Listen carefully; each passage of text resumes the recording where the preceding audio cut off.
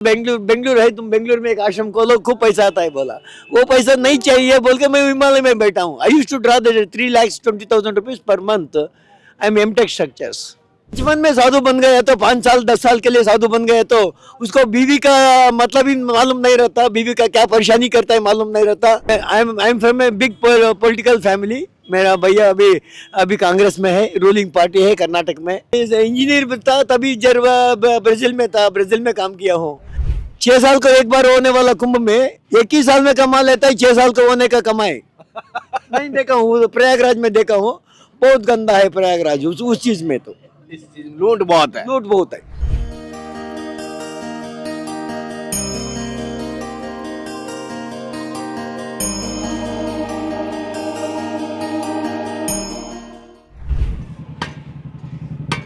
राधे राधे, हर हर महादेव, जय गुरुदेव। साथियों, प्रयागराज महाकुंभ में 2025 में संतों के दर्शन करा रहा हूँ, क्योंकि यहाँ पर बहुत जगह से संत आए हुए हैं। जैसे आप देख पाएंगे यहाँ पर कुछ खालसा भी लगे हुए हैं, कुछ संस्थाओं भी लगी हुई है, टेंट अपने, कुछ कथाओं के लगे हैं। लेकिन यहाँ जो पन्नी तान के बैठे, जैसे आप कुछ उन संतों को देख पा रहे हैं गौर से, और यहाँ पर भी बहुत सारे संतों की पन्नी लगी हुई है। और जैसे आप देख पा रहे हैं, ये संत कहाँ कहाँ से, अलग अलग जगह से, अलग अलग स्थानों से आए हुए हैं। और जिन संतों की हम बात करें यहाँ पर, ये अलग अलग जगह से, कोई उत्तराखंड से है। जिन भी संतों के दर्शन करा रहा हूँ, ये साउथ के हैं, लेकिन उत्तराखंड में तपस्या साधना करते हैं। इनके दर्शन और सत्संग करवाएं। उत्तराखंड में ध्यान साधना तपस्या करते हैं, और साथ साथ संत भगवान जड़ी बूटियों की भी ज्ञाता हैं। और वहाँ उत्तराखंड में बहुत सारी जड़ी पाई जाती है, कीड़ा जड़ी से लेकर हर जड़ी पाई जाती है। और ऐसी ऐसी औषधियाँ पाई जाती है कि एक खुराक लेने के बाद उस बीमारी का, कहते हैं ना, नष्ट हो जाती है। ऐसी बीमारियाँ वहाँ ऐसी जड़ियाँ मिलती है। तो ऐसी जानकार संत है, तो उनके दर्शन और सत्संग, और उनसे अगर आपको भी लगता है कोई बीमारी है जड़ी बूटी की संबंधित, तो मुझे जरूर पूछना। क्योंकि महाकुंभ में एक साथ पूरी भारत की यात्रा हो जाती है। जहाँ कंदरों में जाके संतों को ढूंढना पड़ता था, आज संत यहाँ दर्शन एक साथ हो जाते हैं इन महाराज जी के पास।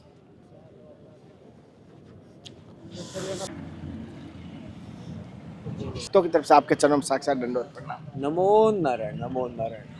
गुरुजी, जैसे अभी हर कोई ऐसे संतों में, सन्यासियों में जाता है तो नमो नारायण बोलता है, अर्थात इसका क्या अर्थ है? नारायण का नाम उच्चारण करना, हर चीज में नारायण का नाम उच्चारण करना। जप करने से, बैठ के जप करने से अलग है भाई। मैं तो मैं दूसरा काम भी करता रहता है। सभी का जो भी आया तभी नारायण का नाम, हर समय नारायण का नाम बहुत श्रेष्ठ होता है। तुम्हारा पुण्य के लिए, मोक्ष के लिए बहुत बढ़िया है। और नारायण से पहले नमो भी लगाते हैं गुरुजी। हाँ, उसके लिए नमस्कार कर रहा है ना, नमो, ओम नमो नारायणाय नमः। गुरुजी, जैसे हिमालय से आप यहाँ आए हो, पहले बात तो आप कहीं पर भी आश्रम बना सकते थे, गुरु स्थान पे बैठ सकते थे, अपने वहाँ पर भी बहुत सारे धन संपत्ति थी, लेकिन आप हिमालय कंदराओं में क्यों गए ऐसे? मुझे ये चीज से मुझे मतलब ही नहीं है। मेरा गुरुजी भी बोला था, बेंगलुरु है, तुम बेंगलुरु में एक आश्रम खोलो, खूब पैसा आता है बोला। वो पैसा नहीं चाहिए बोल के मैं हिमालय में बैठा हूँ। I used to draw the 3,20,000 rupees per month. I am MTech structures. अच्छा, वो तो जोड़ गया, तुम्हारा पैसा मेरा मतलब का ही नहीं। पैसा मैं हिसाब में नहीं रखता। कौन सा भी नागा साधु लोग, 90% of Naga Sadhu, they don't behind the money. लालच नहीं रहता हमके लिए। और गुरुजी 3 लाख सैलरी थी, वो त्याग दी? त्याग दिया, सभी त्याग दिया। त्याग करना ही पड़ता है ना। अच्छा, तो गुरुजी जैसे कहना नहीं चाहिए, ऐसी क्या परिस्थिति आई कि आपके वैराग उठा? परिस्थिति तो मैं संन्यास नहीं बनाऊं। परिस्थिति ने सही संन्यास, ना तो बीवी मार रहा था, ना तो माँ बाप को ले खाना देना है, ऐसा कुछ नहीं था। I am from a big political family. मेरा भैया अभी कांग्रेस में है, रूलिंग पार्टी है कर्नाटक में। तो गुरुजी, जैसे आपने शादी की? हाँ था। अभी बच्चे हैं आपके? ना। तो पत्नी को छोड़ दिया आपने? दूसरा उसका शादी भी हो गया, दूसरा फैमिली भी है।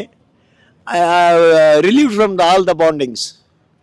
हमको सभी लोग चाहिए, ऐसा नहीं है राग प्रेम सब कुछ भी नहीं है। तुम आया अच्छा है, नहीं आया तो आया वेलकम, नहीं आया तो बीट कम, बस। गुरुजी कह रहे हैं कोई याद तो सभी के आते हैं, और आए तो अच्छी बात है, नहीं आए तो अच्छी बात है, आए तो वेलकम, जाए तो भीड़ कम, बस भीड़ कम होता है। तो गुरुजी, जैसे कि समाज में गलत दिशाएं बहुत है, और बहुत सारे संत ढोंग में बैठे हुए हैं, यानी भेष धारण कर लिया भगवा जैसे। ये है ना, कहना नहीं चाहिए। ये 100 रुपये मार्केट में मिलता है, 100 रुपये मिलता है मार्केट में, और कोई भी अंचला पहन लिया, कहते मैं तो साधु हूँ। फिर साधु बनना इजी है, 500 रुपये 1000 रुपये रहो तो साधु बन जाता है। ये तो दाढ़ी के लिए पैसा नहीं देता, अपने आप आ जाता है। ये तो कपड़ा के लिए खरीदना पड़ता है। अभी भी खरीद के आया, महीने 200 रुपये दे के आया, 2000 रुपये दे के आया इसके लिए। अच्छा, ये ले क्या? ये दोनों के लिए 2000 रुपये दे के आया। अच्छा, लेकिन क्या बोल रहा था? जैसे कि भेषधारी बहुत सारे हाँ, घूम, पेशदारी बहुत होता है, लेकिन साधु बनना आसान है, लेकिन निभाना मुश्किल है। एक बार मैं कनॉट प्लेस में जाके एक वैन अलग समथिंग जर्मन कंपनी ऐसा बैग के लिए गया। बैग 6000 का था, 50% डिस्काउंट में। 11 बजे को गया, दिल्ली में खोलता है 11 बजे को ही खोलता है। गया तो सिक्योरिटी गार्ड पकड़ के लट दे के बाहर दो मारा। मेरा पास भी लट है, मैं भी लट कैरी करता हूँ, बट आई कांट यूज। मारता है वो समझा भीख मांगने वाला बोल के। मैं ऐसे ही पकड़ के गया था, पटा पटा पटा मार दिया। मैं भी उठा के मार सकता था, अगर मैं मारा तो मैं साधु बन के क्या हुआ? कॉमन मैन एक सिक्योरिटी गार्ड से मैं भी उसका इक्वल हो गया। मैं बाहर आके फ्रेंचाइजी मैनेजर को फोन किया, वो बाहर आया, अंदर जाके मैं काम करके मैं आ गया। मैं उसके ऊपर गुस्सा भी नहीं, प्रेम भी नहीं। उसने तो देख के हुलिया देख कर आपका बताया होगा कोई भिखारी है। भिखारी है, यही है, मैं यही बोल रहा हूँ। इसीलिए इसको निभाना बहुत मुश्किल है। हम बस का ही रुका तो बस नहीं रुकता, प्राइवेट बस, गवर्नमेंट बस भी, क्योंकि बाबा पैसा नहीं देता, बाबा वो मांगने वाला है। बाबा ने जहाँ मैं रहता हूँ पाउडर में ज्यादा मुश्किल है चल के जाना। 10-15 किलोमीटर, 20-25 किलोमीटर चल के नहीं जाता हूँ। मेरा जर्नी पैदल जाना का, पहाड़ चढ़ने का 6 किलोमीटर तक जाता हूँ, उसके ऊपर नहीं जाता हूँ। हाँ, लकीली कभी केदारनाथ गए तो साल में 2 बार जाता हूँ। कब हर समय चल के ही जाता हूँ, कोई प्रॉब्लम नहीं पड़ता। वहाँ एक होश आ जाता है, ये एनर्जी, वहाँ गया तो ही एक पॉजिटिव एनर्जी आता है। सत्य वचन। अच्छा गुरुजी, आपने भारत में कहाँ कहाँ यात्रा की अभी तक? मैं सारा इंडिया घुमा हूँ। अच्छा, सारा इंडिया घुमा हूँ, विदेश भी घुमा हूँ, बिफोर संन्यास। गुरुजी आपने 3 चीज आप में गुण देखा हूँ मैंने। आप तो एक तो शादी, यानी शादी वाला लड्डू भी आपने खाया है।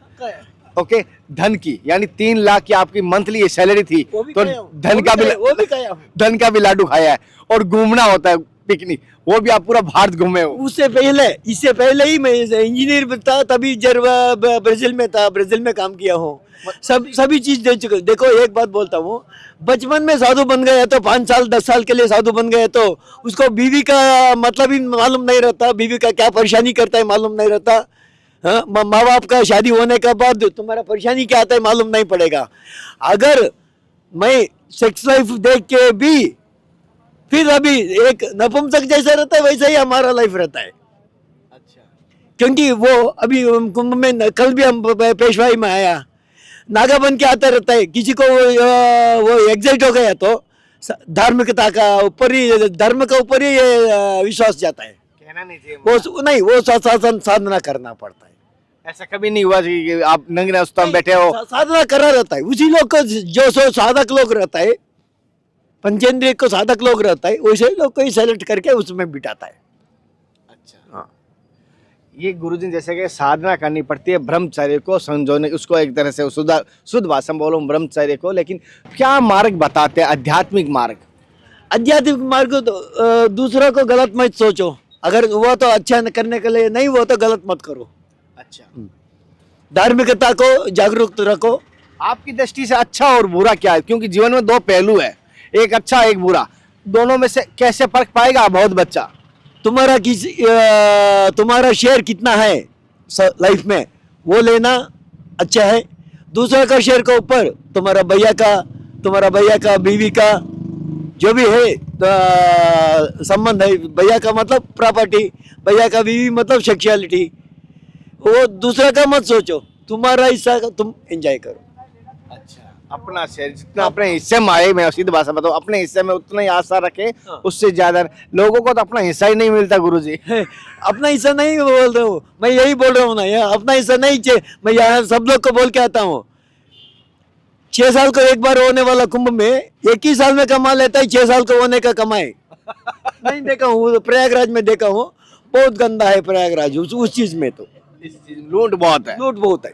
अभी ये महाराज जी कह रहे हैं ये बहुत ज्यादा लूट है, ये बहुत ज्यादा लूट है। जैसे टैक्सी वालों की लेके बात आ जाए या किसी भी चीज की लेके बात आ जाए, यहाँ प्रयागराज में बहुत लूट है जी। आज की समाज की देख के स्थिति को आपका क्या कहना है सोशल मीडिया को लेके?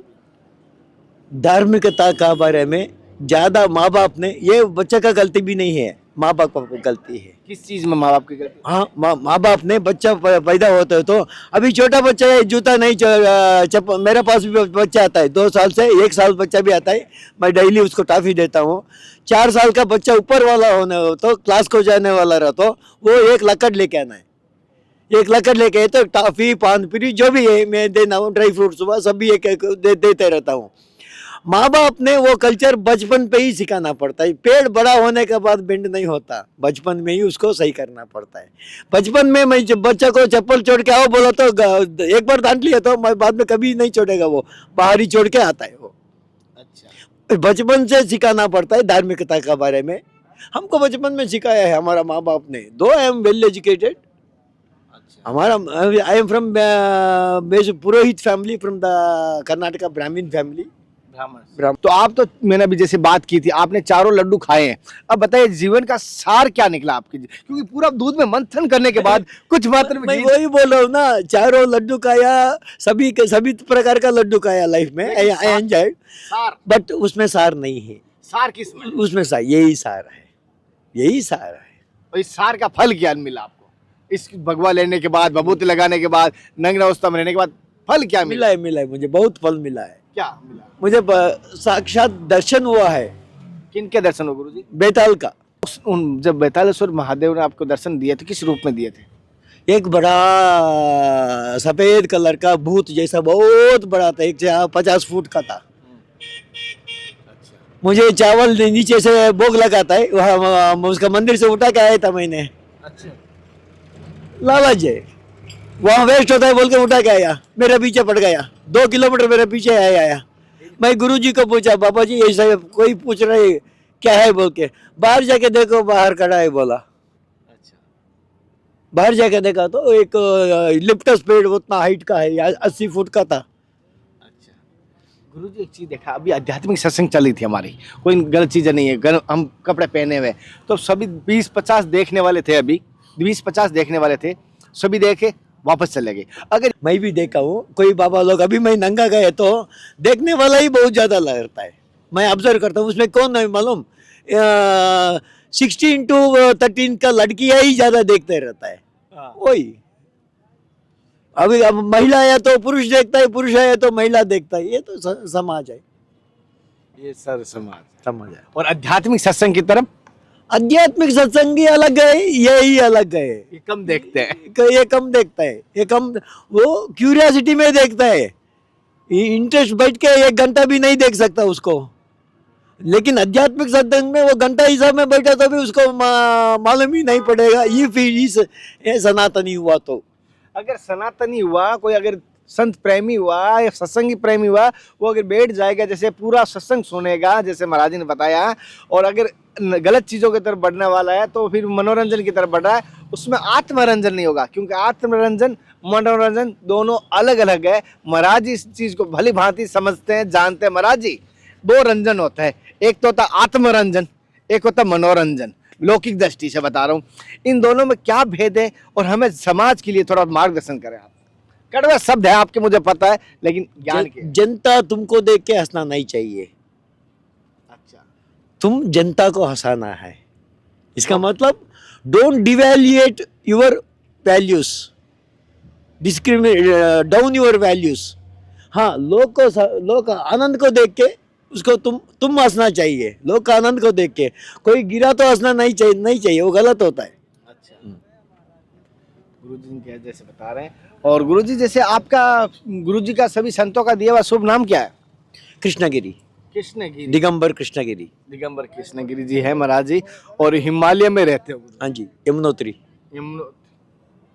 में रहते हो। कहाँ पर गुरुजी? हम गए थे अभी, नौगांव से 32 किलोमीटर से पहाड़ मेरा। कितने महीने तक वहाँ रहे? तो परमानेंट 12 महीने? 3 साल, 12 महीने रहते। तो गुरुजी वहाँ आसपास में और भी संत है वहाँ पर? नहीं। तो गुरुजी आपको कोई चीज की समस्या यहाँ पर कुछ है अभी? कोई चीज की समस्या कुछ नहीं। समस्या नीड्स एवरीवेयर, सबको रहता ही है। पेड़ को भी है, कुत्ता को भी है, जिसको जीव है सबको समस्या ही रहता है। समस्या निभाने के जाना पड़ता है, बस समस्या से डरा तो तुम पीछे ही रहता है। आप ये एक अंचला रखते हो या सिला हुआ कपड़ा भी पहनते हो? नाशिला वो नहीं पहनता, ये एक अंचला भी रखते बस ऐसा एक धोती नीचे वाला चल्ला एक पहनना, ऊपर डालने वाला। हो? साथियों, जिन महाराज जी का आपको दर्शन करा रहा हूँ, जिनसे सत्संग मिल रही है, उनका नाम है श्री कृष्णगिरी जी। उत्तराखंड से आए हैं, यमुनोत्री से। वहाँ हिमालय की कह सकता हूँ पहाड़ों में, गुफाओं में संत रहने वाले आज प्रयागराज कुंभ में आए हैं। महाकुंभ में इनके दर्शन और सत्संग हमारे मिल रही है। जीवन का हमारा सौभाग्य मानते इनके सत्संग मिल रही है। ये दिगंबर है, हालांकि थोड़ी ठंड की वजह से महाराज ने जैसे एक अंचला रखा हुआ है, और हालांकि दिगंबर ऐसे रहते हैं। यहाँ पर धुना जब चेतन रहता है तो दिगंबर रहते हैं, लेकिन अभी बहुत ज़्यादा ठंड है यहाँ की। प्रयागराज की टेम्परेचर सुबह का 5-6 था सुबह का। आज का मैंने देखा जब मैं ये जलधारा तपस्या करने वाले संत के पास मिलने गया तब पता चला। तो साथियों, ऐसे हम लगातार आपको संतों के दर्शन और करवाते रहेंगे। अगले दर्शन और सत्संग फिर मिलता है, तब तक जय हिंद, वंदे मातरम। हर हर महादेव, हरे कृष्णा, हे नाथ, हे मेरे नाथ। मैं आपको भूलूं नहीं। जय गुरुदेव, जय संत भगवान, नमो नमः।